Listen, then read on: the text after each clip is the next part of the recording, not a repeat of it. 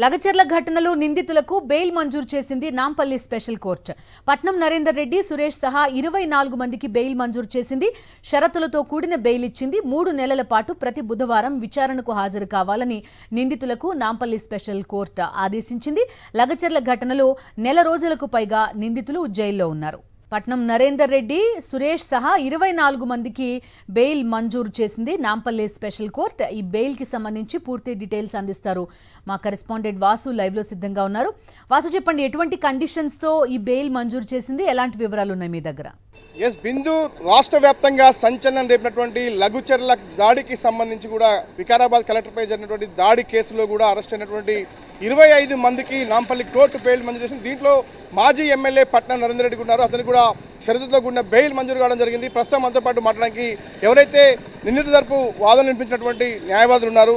Sir, చూద్దాం ఎలాంటి argument జరిగాయి, ఎలాంటి కండిషన్స్ ఉన్నాయి, ఎవరెవరికి బెయిల్ లభించింది? అంటే క్లియర్గా 36 డేస్ నుంచి అంటే జ్యుడిషియల్ ఫైట్ ఇది బెయిల్స్ కోసం.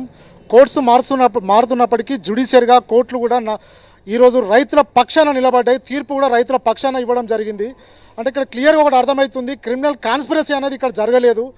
కలెక్టర్ కూడా క్లియర్గా మీడియా సమక్షంలో చెప్పడం జరిగింది, ఎలాంటి దాడి జరగలేదని చెప్పినా కానీ ఇల్లీగల్గా అంటే వాళ్ళ ల్యాండ్స్ వాళ్ళు ఇవ్వమన్నా కానీ ఇల్లీగల్గా వాళ్ళ నుంచి ల్యాండ్ లాక్కునే ప్రయత్నం చేస్తూ వాళ్ళ మీదనే కేసులు పెడుతూ వాళ్ళ మీద అటెంప్ట్ మర్డర్ అనే కేసు పెడుతూ వాళ్ళ మీదనే పీడీపీపీ అంటే పబ్లిక్ ప్రాపర్టీ డ్యామేజ్ యాక్ట్ అట్రాక్ట్గా అనే సెక్షన్స్ కూడా వాళ్ళ మీద అట్రాక్ట్ అయ్యేలాగా 4 ఎఫ్ఐఆర్లు నమోదు చేస్తూ ఈరోజు 36 డేస్ తర్వాత రైతులకి దాదాపు ఒక 2కి తప్ప మోస్ట్ ప్రాబబ్లీ రైతులందరికీ ఈరోజు Nampally PDPP special court bail మంజూరు చేయడం జరిగింది.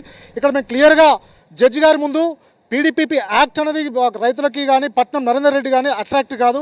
అదేవిధంగా ఏదైతే అటెంప్ట్ మర్డర్ కేసు పెట్టారో 109, 309, 307 అనే సెక్షన్ పెట్టారో ఆ సెక్షన్ ప్రకారం క్లియర్గా కలెక్టర్ యొక్క కావచ్చు, వీడియోలో ఉన్న కలెక్టర్ గారు చెప్పిన ఇష్యూస్ కావచ్చు, రిమాండ్ రిపోర్ట్లో ఉన్న బేసింగ్ ఆన్ కన్ఫెషన్ స్టేట్మెంట్, ఎవరు కన్ఫెషన్ స్టేట్మెంట్ ఇవ్వకుండా కన్ఫెషన్ ఇచ్చినట్టు పోలీసులు రికార్డ్ చేయడం, దాన్ని కూడా కోర్టు దృష్టికి తీసుకెళ్లాము.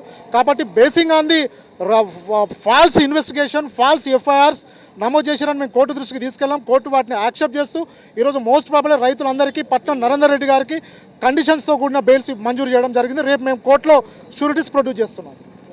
మీరు చెప్పండి, ఎలాంటి కండిషన్స్ కోర్టు పెట్టడం జరిగింది? అంటే పట్నం నరేందర్ రెడ్డికి ఏం కండిషన్స్ ఉన్నాయి, రైతులకు ఏం కండిషన్స్ ఉన్నాయి? పట్నం నరేందర్ రెడ్డి గారికి కావచ్చు, అదేవిధంగా రైతులకు వారానికి ఒక రోజు SHO బొమ్రస్పేట్లో అటెండ్ కావాలని చెప్పేసి 3 నెలల వరకు ఆ విధంగా కండిషన్ అప్లై అయితే అని చెప్పేసి న్యాయమూర్తి గారు చెప్పడం జరిగింది.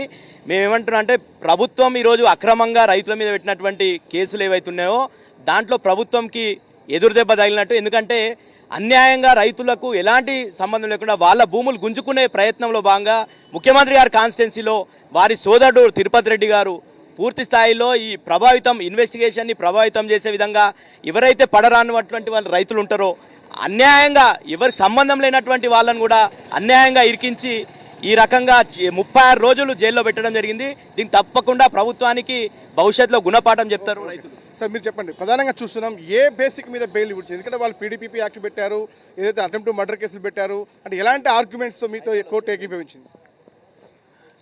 ఈరోజు ఇంత అన్యాయాన్ని ఎదిరించి మరి న్యాయస్థానంలో న్యాయం ఉన్నదనే విధంగా ఈరోజు రుజువు చేయడం జరిగింది. అయితే కండిషన్స్ అంటూ ఏమి లేదు. ఎక్కడైనా కూడా హుయేస్లో అటెండ్ కావడం, ఈ కేసులలో చెప్పడం మామూలే. ఇది సర్వసాధారణంగా ఈ కండిషన్స్ పెట్టుకుంటూ అన్యాయం జరిగిందని ప్రభుత్వానికి కోర్టు వారికి కూడా విపులంగా తెలియజేయడం జరిగింది. 36 రోజులు మాత్రం రైతులందరూ అనేక బాధలు పడుతూ మరి వాళ్ళకు కోర్టులో జైల్లో హార్ట్ అటాక్ రావడము, ఇవన్నీ బాధలు విన్న తర్వాత జడ్జి గారు కన్విన్స్ అయ్యి వచ్చింది. ఇది మొత్తం మీద చూస్తున్నాం కొన్ని కండిషన్స్. పట్నం నరేందర్ రెడ్డి సహా మిగతా 24 మంది రైతులు, అంటే దాదాపుగా 2కి తప్ప, ఎవరైతే A2 సురేష్ తప్ప కూడా మిగతా వాళ్ళందరూ కూడా ప్రతి బుధవారం ఇన్వెస్టిగేషన్ అధికారి ముందు హాజరు కావాలంటూ కూడా ఆదేశాలు జారీ చేస్తూ కూడా కండిషన్ బెయిల్ మంజూరు చేయడం అయితే జరిగింది. Okay Vasu, thank you.